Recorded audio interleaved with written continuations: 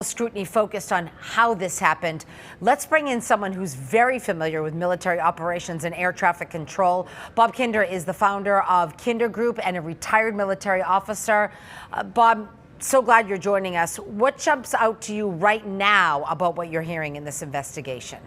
Well, the investigation's ongoing. The NTSB is going to be very thorough in this, but in the end, I think this will likely come down to a tragic loss of situational awareness. What do you mean by that?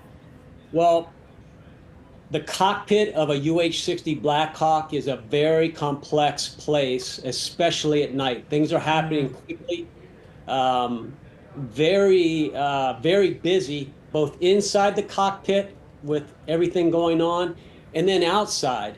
And it's easy to lose visibility of incoming traffic and not be on the same page as the air traffic controller in that tower.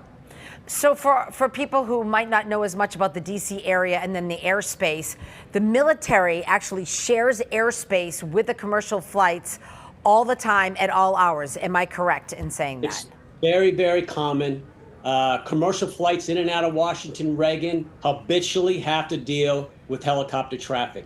And Washington, D.C. is one of the busiest, compressed, condensed traffic areas in our nation. Restricted areas, think about the White House, all the government buildings that you cannot fly over or around. And there are, besides military aircraft, there are numerous federal, state, and local law enforcement, intelligence agencies, those types of things. But helicopters are typically flying down the center of the Potomac. So, but that right now is, there's I believe, a temporary stop. Do you expect to see that to change forever? Not necessarily, but again, the NTSB, coupled with the Federal Aviation Administration, they're going to determine if there needs to be permanent changes there. But know that aircraft, whenever an aircraft is flying, gets off of the ground in the United States of America, they're either flying under visual flight rules or instrument flight rules. And one of the two. VFR, visual flight rules, are used when the conditions are clear. And at nighttime, as of when that crash occurred, conditions were clear.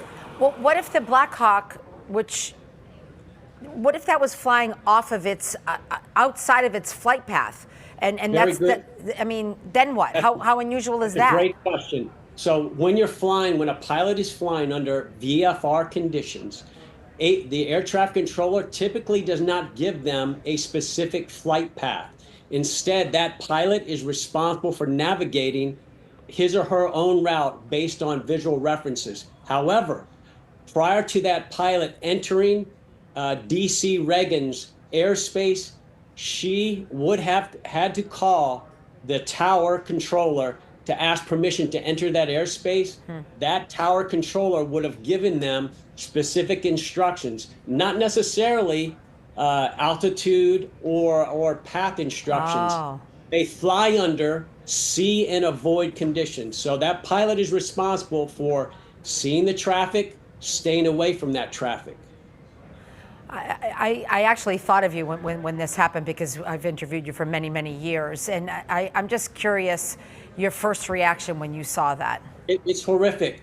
You know, I have been fortunate enough to have supported Doug down there at Skate Club of Boston as a security provider for him. Oh, I didn't know that. I'm extremely impressed with their organization, and my heart is broken. Yeah, deep loss for sure. Bob Kinder, thank you so much for always sharing your expertise with us, and stay well. Thank you very much.